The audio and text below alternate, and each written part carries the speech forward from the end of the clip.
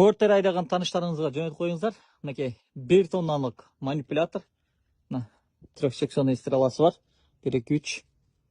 Манипуляторы 1 тонна жүкті кеңірек көтереді. Өзінің установканың ауырлығы примерно 450 килограмм. Бұл жақта жазып қойған. Жақта.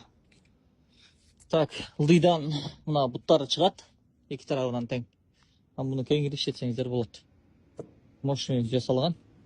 Шындай кішіге портқа тіле орнатып алып, кеңірек 1 тонналық жүктерді көтеріп, қиналбай жүктеп, сөйтіп іште қылсаңыздар болады екен. Өзі де портерде или машинаға орнатылған мінекей.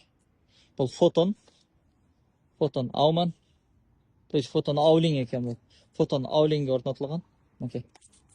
Шындай кішінекей мини манипуляторлар керек бола тұрған болса, кеңірек айырылыңыздар. Сіздерге заводтың өзінен жас набаларға жеткіліп береміз.